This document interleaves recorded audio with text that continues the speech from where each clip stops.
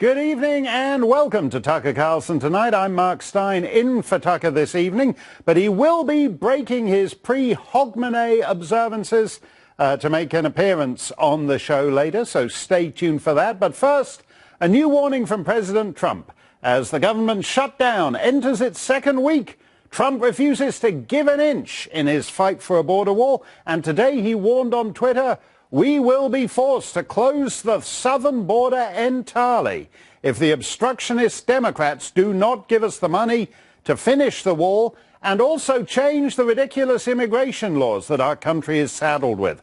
Hard to believe there was a Congress and president who would approve. The Office of Management and Budget Director and the incoming White House Chief of Staff, Mick Mulvaney, told Fox this morning that the president is ready to negotiate an end to the shutdown, but the Democrats are nowhere to be found. The president's been here, by the way, all weekend, all Christmas. He's staying in Washington, D.C. over New Year's. He's canceled his plans for Christmas. Now he's canceled his plans for New Year's. So we're talking on an hourly basis about not only what's happening in California, but also what's not happening in Washington, D.C. with Senate Democrats. So the president is very heavily engaged in this on almost a minute-by-minute basis. It still strikes me as very unusual that the Democrats did not provide a counteroffer to our last discussion. They simply left town. Again, the president is here. The president canceled his plans. Where's Chuck Schumer? Where Nancy Pelosi? They're not even talking right now. Where is Nancy Pelosi? Mulvaney asks. Well, she spent the holiday living the high life at a resort in Hawaii. Mulvaney also said Pelosi seems to be the key holdup, while Senate Minority Leader Chuck Schumer might be more pliable. Vice President and I met with Leader Schumer last Saturday, the last time we sat down face-to-face, and my gut was that he was really interested in doing a deal and coming to some sort of compromise, but the more we're hearing this week is that it's Nancy Pelosi who's preventing that from happening. Chris Hahn is a radio host and former aide to Senator Schumer, and Ned Ryan is the founder and CEO of American Majority. They both join us. Chris, once upon a time, your former boss, Senator Schumer, 2009, he said, when we use phrases like undocumented workers, we convey a message to the American people that their government is not serious about combating illegal immigration. People who enter the United States without permission are illegal aliens. He talked about the 650 miles of border fence that creates a significant barrier. Was he just drunk that night? He'd fallen face down in the eggnog? Because he wouldn't be saying stuff like, he hasn't said stuff like that in recent months, has he? I think you're confused. I think you buy into the hype that a lot of people on the right portray Democrats as not wanting any kind of border security at all. That's just not true. They're not interested in this fake, made-for-the-base, made-for-TV border wall that President Trump is not going to get. Because, look, the American people voted in November for a new majority in the House of Representatives. They gave them an 8.5% edge in that vote, and those people most certainly were not putting money in for this ridiculous wall. No. And I heard the intro. Hold on a minute. I heard your intro. Right now, the Republicans still control the House of Representatives.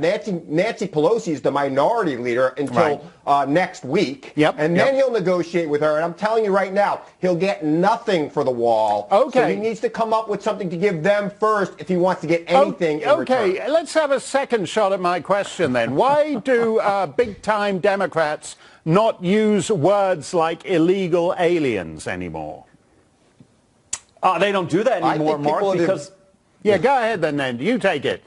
No, they can't. I mean, they cannot give Trump a win, Mark. They can't give him anything for his wall because it would infuriate their far left base who doesn't want anything dealt with our immigration system or securing our border. So they think they're getting a twofer. They're denying Trump a win, and they're making their leftist base happy. I will say this, it is pretty stunning that this has all taken place over the last 5 years, when in 2013, most every Democratic senator voted for $46 billion and nearly 700 miles of border wall. I think it's gotten to the point, this is complete insanity, Mark. At what point do we as a sovereign nation not have the right to say we're going to secure our borders? We have a moral responsibility to our citizens to decide who is coming in and why. Now you're using these naughty phrases like national sovereignty and that kind of thing. The president has threatened to close down the border. In a sane world, to use the term you use, Ned, in a sane world, we would have an enforced border. But that apparently is impossible in the United States. So, Chris, if we've got a choice between totally open borders and a closed border, actually, isn't the president's suggestion for a closed border on the Mexican border actually less insane than open borders? We don't have that choice, and the president's choice of a closed border on the Mexican border is absolutely insane. If you think the stock market was bad this month, you wait till next month if he closes the border, how bad our stock market would be and how bad our economy would become. Why? That is a ridiculous statement by a ridiculous president who does not understand world markets. He claimed a couple of months ago to have renegotiated NAFTA. Why would anybody negotiate anything with him if he's then going to just turn around and close the border? No, wait. He should do the job. Look, well, he's wait got a minute. $1.4 billion he hasn't even used yet for border security. If he's really serious about it, he should use it. Hear me out, Chris. Australia doesn't have a land border, and it trades with the rest of the world. Iceland doesn't have a land border, and it trades with the rest of the world. Instead of having ports of entry that people can just walk through, why not close them and at least insist they have to get on a flight to LAX or O'Hare or wherever, where we at least know who they are before they get on the plane? What's wrong with that, Chris? Because the systems of trade and the avenues of trade have been developed over years and years and years and millennia in some cases. Ned, so, you know, what are we going to do? Just change it overnight because the president has a whim and the right wing wants to happen that way? You take that question, Ned. Come on, I want Ned to weigh in on this. What's your thought on the closed border? Powers given to him under the Immigration and Nationality Act, Mark, Donald Trump should say, I find the entry of illegal aliens on the southern border detrimental to the interests of the United States,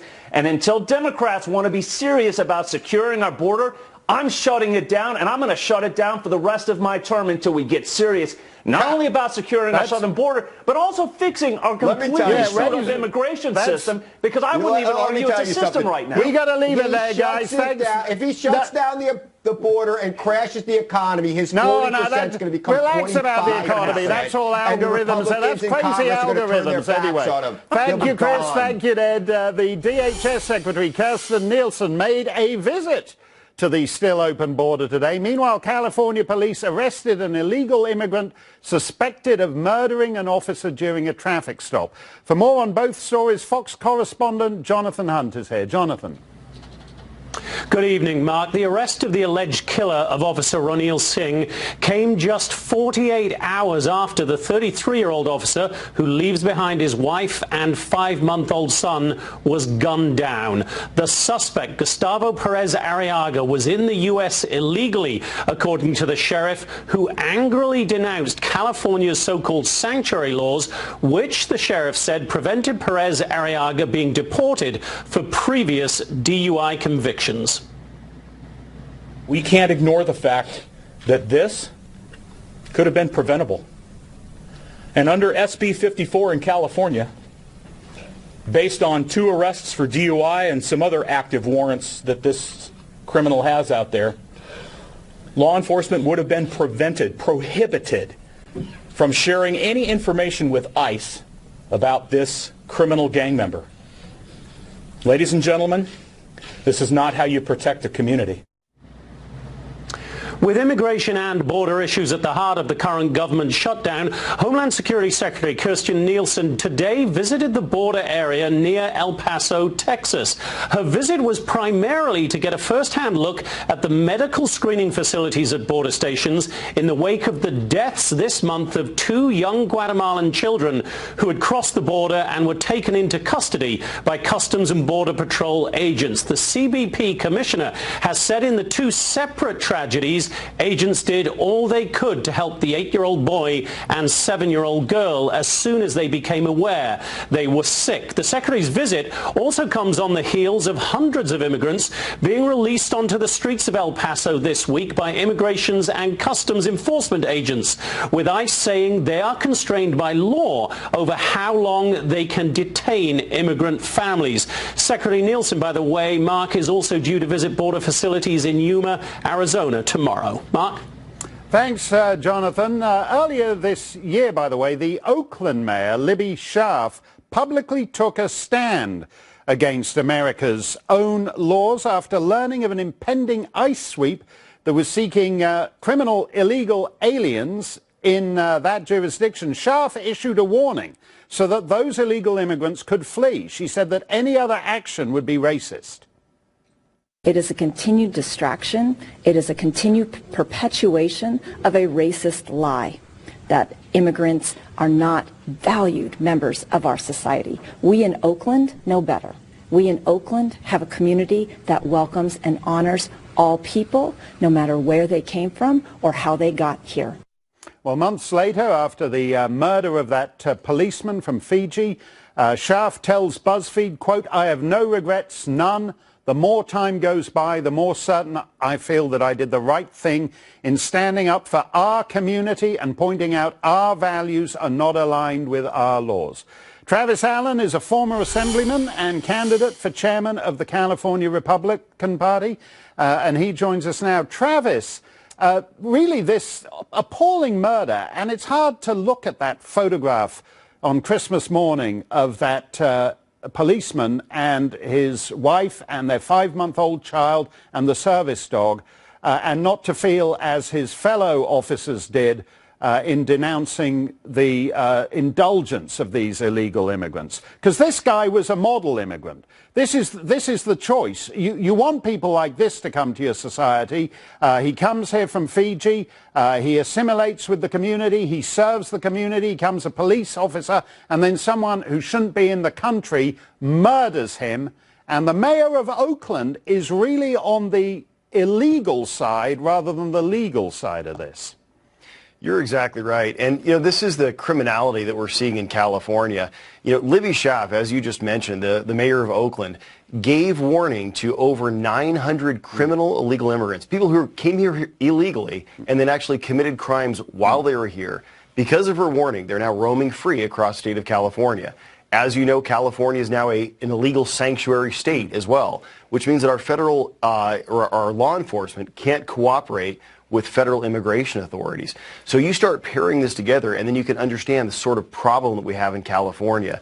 And this tragedy that we just saw, with Corporal Ronald Singh, how do California Democrats, how do Democrats across the country like Nancy Pelosi and Chuck Schumer, how can they actually hold their heads high and address the family when they know that the weight of this tragedy falls fully on their shoulders? What? So look, I tell you, why have they chosen, though? The Democrats have made a choice. That mayor says immigrants. They aren't immigrants. They're illegal immigrants. They're criminals. Corporal Singh is an immigrant. He filled in the paperwork. It's tedious. It's time-consuming. He did it by the book because he wanted to come here by the book. Why do the Democrats choose the other guys? Well, and this is the problem. They're choosing people who are not valid, legal U.S. citizens. You talk about Corporal Ronald Singh. This guy was from Fiji. His whole life's dream was to be a police officer in the United States. His family called him their action hero. This guy was an incredible man. He had an incredible family and his whole life ahead of him. Right. Why should Pelosi and Schumer be putting illegal immigrants ahead of U.S. citizens and our safety? This is why it's very clear. Not only do we have to secure the border, but we need to do it today so we don't have more of these tragedies. You're right on that, Travis. Thank you for saying that. Rudy Giuliani says it's time for the Mueller investigation to be investigated. A former federal prosecutor will weigh in on that up next on Tucker Carlson Tonight.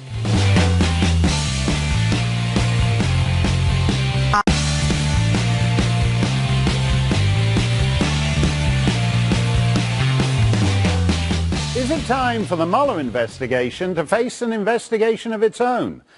President Trump's defense lawyer, Rudy Giuliani, says Mueller should be probed to see if he helped destroy evidence after thousands of text messages between Peter Strzok and his FBI paramour Lisa Page went missing. The Department of Justice claims the politically explosive texts went missing due to a technical glitch. Glitchy.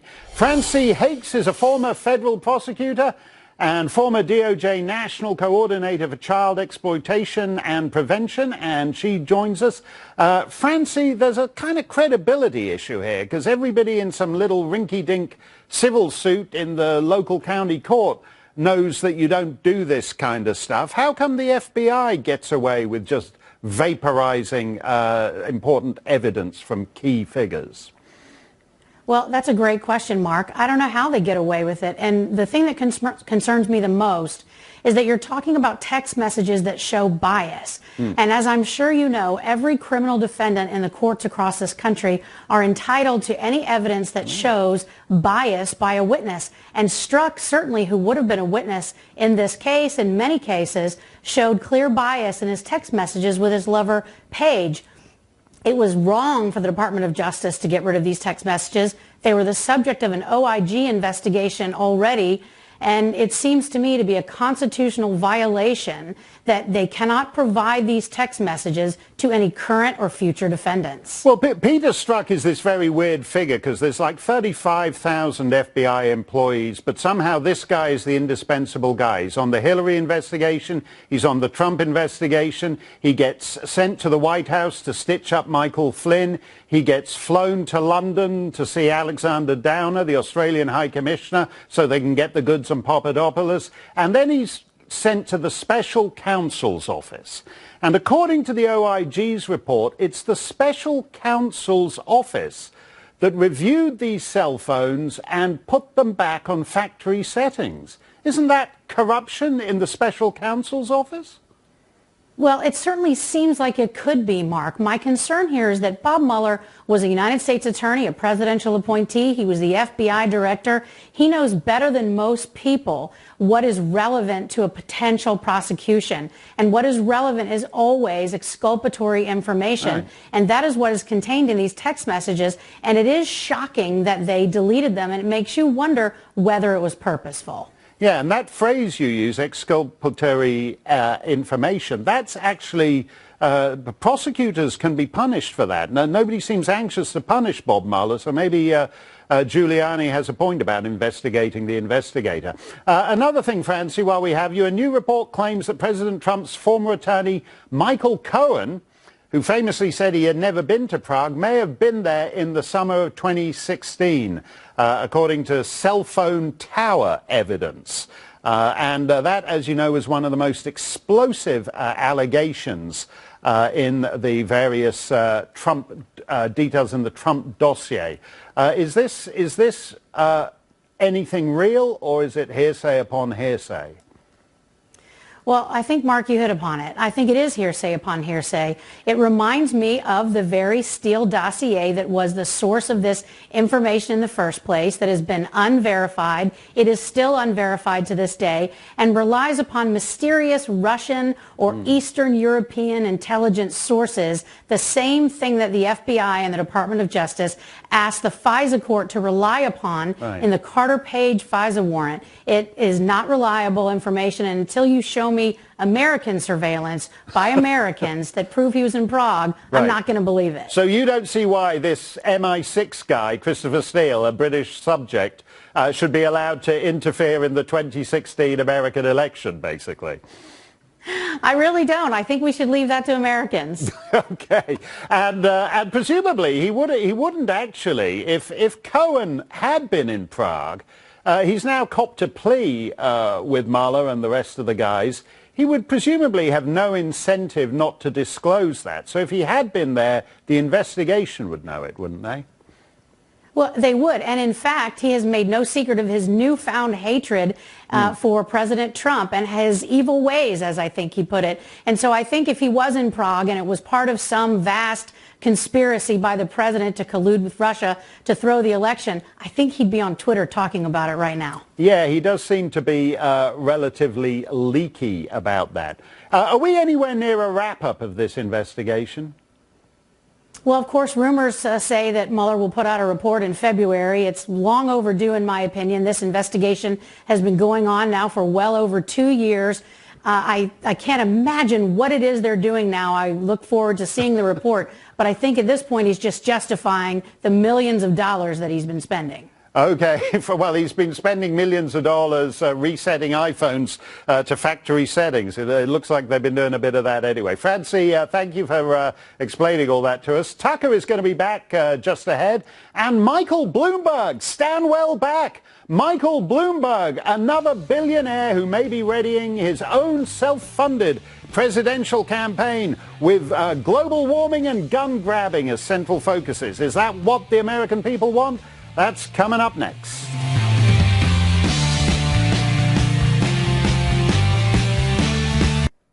Billionaire Michael Bloomberg is still drawing speculation as a possible presidential contender.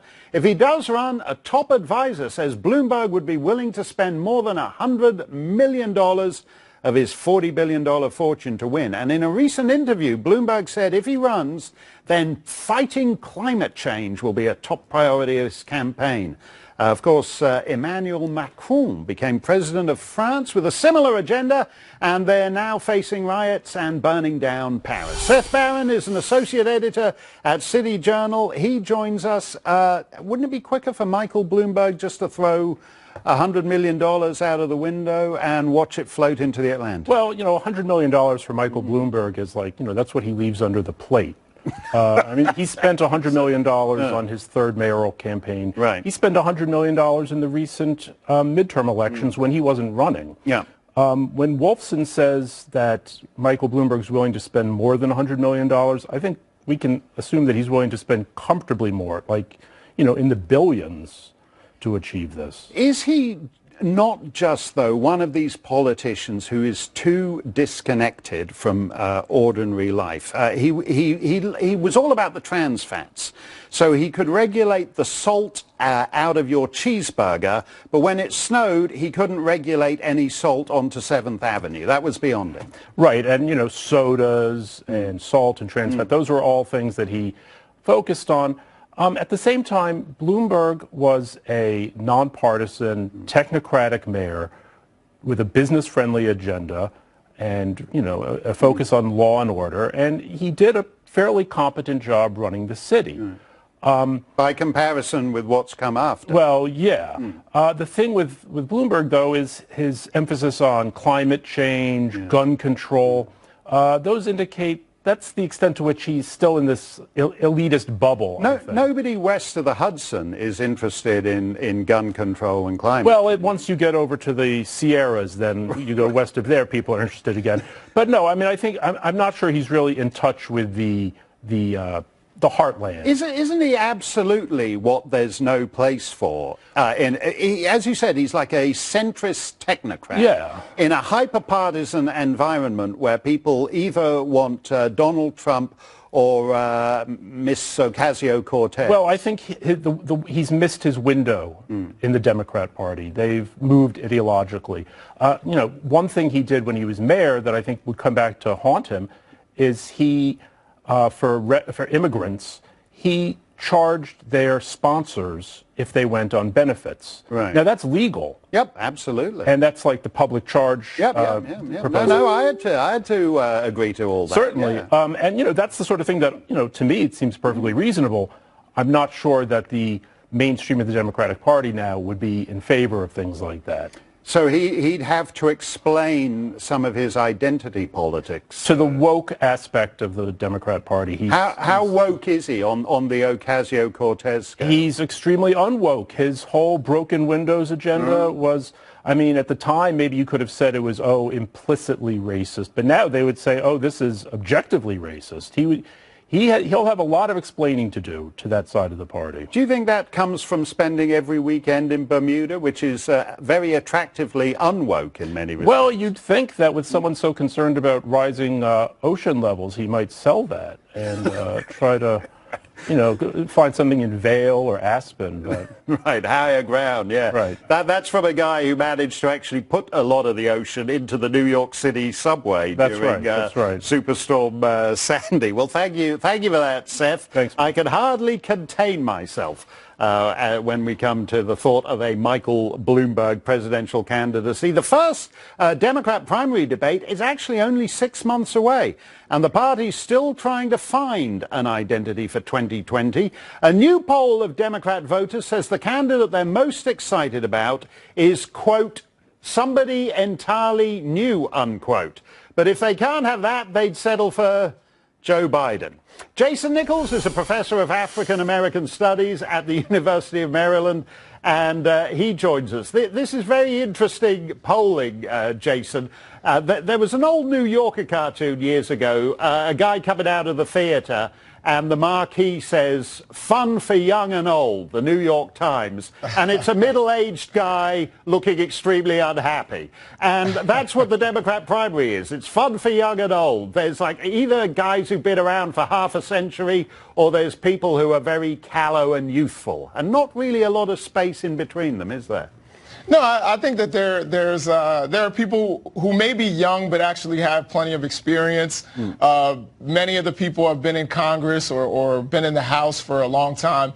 I think we have a good field of people. I think more people are going to come out and announce in the next 2 or 3 months. I think it's going to be really exciting. It's an exciting time. And I will say, your last segment was really cool. That is the first time I've heard anybody use the term woke on a Fox News segment. So that was the first, and I enjoyed it. No, I'm totally unwoke, and I'm happy to join the unwoke party and be the unwoke I would agree candidate. with that. You are not woke. Oh, thanks. I don't know. Anyway, well, since you brought up Bloomberg, is Bloomberg your idea of somebody who excites you and excites the base? No, I'm going to agree with what you guys said about the fact that he has to answer for stop and frisk and broken windows, which I will say is objectively racist. We've seen the numbers of the people who get stopped and frisked, and they're usually black and brown. So I'm not excited about Bloomberg, and I would agree that he is out of touch. He is someone who is, very pro-business, seen as very Wall Street, right. and I don't think he's going to catch on with the progressive parts of the party. No, is that where the energy is? Because you put it in what one might call identity politics terms. And again, to go back to the young and old thing, you've got like geezers. You've got like Bernie, you've got Joe Biden, old white men in a party that seems to want something with a little more of an exotic frisson about it. I don't know that any American is exotic, whether you're a black American or a white American or no, but it is if you like think that. About identity politics. People always, the great thing about Ocasio-Cortez is she's a young Latina. It's you guys who are interested in all these categorizations of people, isn't it? Well, no, I think people were excited about Ocasio-Cortez because she was young. She's young, and she, the other guy, Crowley, was out of touch with his base, and that's why he lost, and he overlooked her. Any boxer will tell you don't overlook your opponent, and he overlooked her. And I think, there's a good chance that she's going to challenge Chuck Schumer in the future if he does the same thing. Oh, bring it on. That I would love to see that one. And she'll hang all that stuff about when he's demonizing illegal aliens all around his neck. I would love to see that fight. Go for it, Alexandria. That would be a great that would be a great moment, Jason. Yeah, no, I think it'll be fun. I think all of this is going to be fun. And we have to remember that we don't have to decide things. Democrats don't have to have a clear answer. We know what it was in 2016 when Republicans smelled blood in the water with Hillary Clinton. They had a huge field, and, Donald Trump was not the #1 guy at this point. At this point, it was a guy named Mike Huckabee. Anybody remember him other than remembering that he's Sarah's father? He was actually the guy who was at the top of all the polls at this point. So I think we've got a long road ahead of us. So who is your Trump figure? Who's the one who's going to come down the escalator and soar to the lead and leave the other 17 guys in the dust? Is it Cory Booker? Is it Kamala Harris? Who's it going to be? So I like that you picked the two black candidates. I like Cory Booker, certain things about him, but I don't think he's the guy. I actually like someone, her name is Tulsi Gabbard. She's there's a good chance that she's going to run. She's military. So she brings patriotism back to the Democratic Party, and she's very progressive on a lot of these other issues. So I think that she's somebody who could, catch fire and leave others behind. But the Democrats are always looking for that strong military figure with the military background you mentioned, but they actually hate her position on Syria. And that kind of thing, the base does. The base doesn't want to go, that's not the path the base wants to go down. It's not John Kerry's year again. They're not looking to square the circle with some hawkish Democrat, are they? Well, I think Tulsi, unlike Donald Trump, was not afraid to actually visit a combat zone and see what it is, and see things for herself. So I think that was, something that can be explained pretty easily. I think once people actually hear her give an opportunity to explain herself, I think that she will resonate. Okay, well, we'll see how that prediction holds up in that first debate in 6 months' time. Thanks a lot, Jason. Always good to see you. Happy New Year. Happy New Year to you, Mark. Thank you. And just today, just in, another 2020 contender, actress Angelina Jolie is hinting that even she might run for president in 2020. In an interview with the BBC, Miss Jolie said that she can work with both governments and militaries, so she may be worthy of high office. And with dozens of other people possibly contending, from Michael Bloomberg to Oprah, we see no reason to exclude her. Angelina versus Bloomberg. That's the Democrat primary as it's shaping up on the eve of the big campaign season. Tucker will be back right after the break. Stay tuned.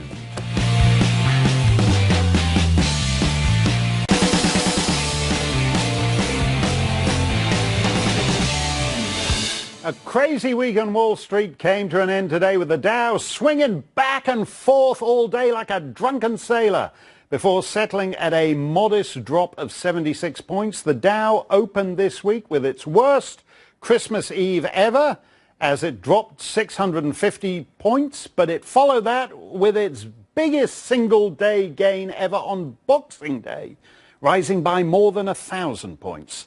Despite the good week, though, unless stocks make a dramatic rally on Monday, this will be the worst December for U.S. stocks since 1931. It's all the algorithms. We need to sacrifice more virgins into the volcano of the gods of the algorithms. Brett Kavanaugh's confirmation battle was this year's most dramatic news story and exposed the dangers we all face from uncorroborated allegations of sexual misconduct. Tucker recently spoke to someone who knows all about the dangers of being wrongly accused. Here's what happened. Well, it's hard for most of us to imagine what it must be like to be Brett Kavanaugh right now, but David Sorensen has some idea. He once worked as a White House speechwriter. He was fired after the Washington Post published an article accusing him of domestic violence. Without a conviction or solid evidence and without much time to respond to the charges, he lost his job and his reputation was destroyed. If current trends continue, a lot of people might learn what that's like. David Sorensen joins us tonight to tell us. David, thanks a lot for coming on. Thanks for having me, Tucker. So I'll just say up front, I know nothing about your marriage or the details even of this case. All I know is that you did not have a chance to respond. There didn't seem to be concrete evidence these charges were true. They were made by someone who had, I think, motive to make them. And the consequences you suffered were overwhelming. What was your response to this? Well, I felt a deep and profound frustration. I think that Judge Kavanaugh is feeling that right now, as we speak, probably, that I never thought I'd feel in my life. And the feeling of having your reputation that you've so carefully built over so many years be destroyed in an instant. And furthermore, for millions of people to believe these baseless accusations simply because they fit a political narrative is incredibly frustrating. And I couldn't imagine how difficult it must be, actually, well, I could, for Judge Kavanaugh in the situation he's in right now. It's terrible. What I find so striking, reputation is something that's... You can't get back. Well, I find so striking, there are lots of crimes committed in this country all the time, and in almost all of them, we wait to hear the evidence, then we weigh it to decide what we think of it. But in this one specific category of alleged crime, we weight it dramatically to one side. So did you feel like you had the onus of proving that you weren't a domestic abuser? Did you feel like people just automatically believed your ex-wife? Yes, absolutely. Even though there was no evidence whatsoever, it was simply a baseless allegation. It contradicts everything we've learned throughout our lives about justice, about fairness. It contradicts the legal system that we've built up carefully over centuries to create a fair forum for getting to the bottom of the truth. And it's really scary how the left is waging a war on the basic building blocks of our civilization when it comes to priorities like truth, fairness, merit, reason. These are things that are thrown right out the window at the expense of their pursuit of political power. Yeah, and it's power. also equally shameful to see the media just participate in it so egregiously when they used to be considered, or ideally they were considered to be sort of an arbiter of truth, or an institution in our society that was designed to uncover the truth, and now they're participating in these reprehensible smear jobs. Yeah, well, they're a herd of craven dumb people. It's just such a sad and ominous trend for those of us who have sons. It is terrible, and it is. Your reputation is something that's gained by the raindrop and lost by the bucketful. And Judge Kavanaugh is learning that the hard way, and I hope that we're calling him Justice Kavanaugh despite it all very soon. David Sorensen, thank you very much for that. I appreciate it. Well, from we must always believe the woman to Europe's plans to abolish words with man in them completely. And real-life witches are angry with President Trump yet again. The liberal Sherpa is going to help us understand why. That's next. This whole witch hunt that's going on in the United States, the Russian witch hunt. We've had a phony witch hunt deal. This is a pure and simple witch hunt.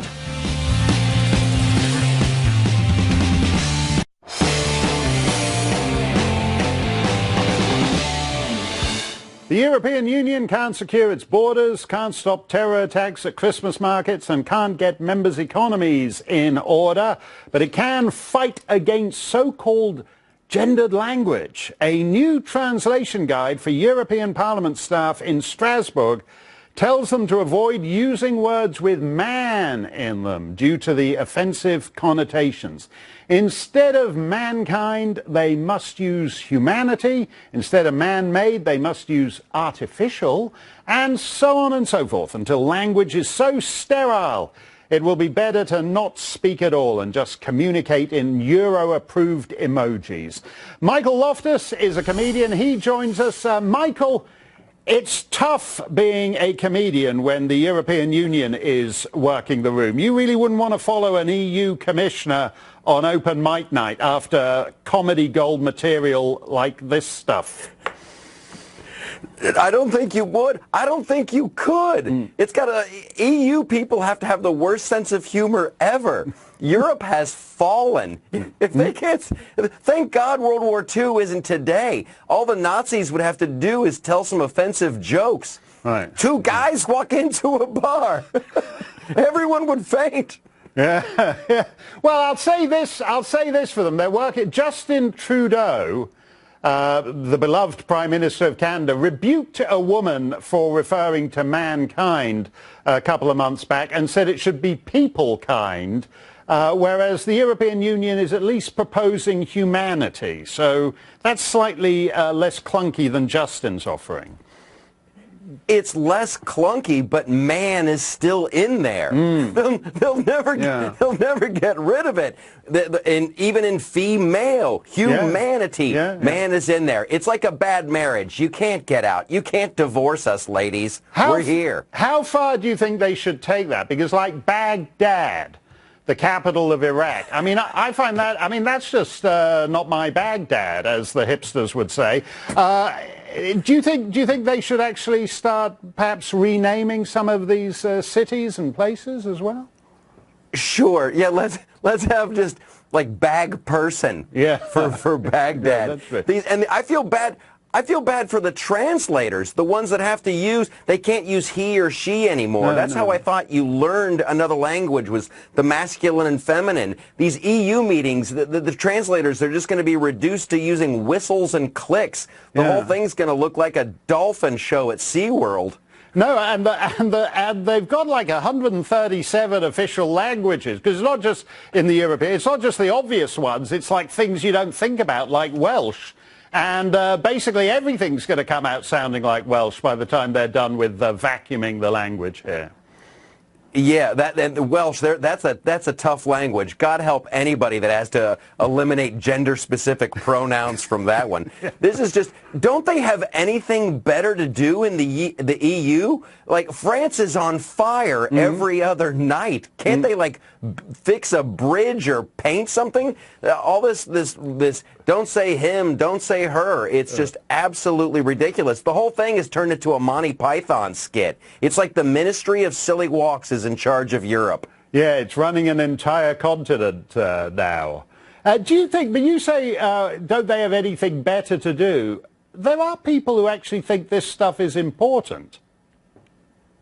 Those people are idiots, and they need to be...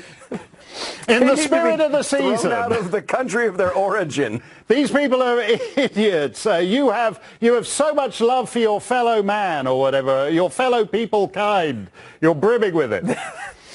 That's right. I was going to cut you off. Don't you assume my gender, Mark Stein. Okay, we're going to come up with a new pronoun just for you. Thank you very much, Michael, and Happy New Year. Let's hope for a manly New Year for Michael. Yes, a very manly Christmas New Year. We wish you a manly Christmas. He refers to the Russia investigation as a witch hunt, and now some real-life witches are angry at him. CNN recently profiled witches who say that President Trump's use of the term demeans the suffering of actual witches and warlocks, if you'll pardon that masculine term. Witches tend to side with liberals, and you know what they wish President Trump would stop saying about the Mueller investigation? It's a witch hunt. That's all it is. The witch hunt, as I call it. Russian witch hunt. This is a witch hunt like nobody's ever seen before. The author of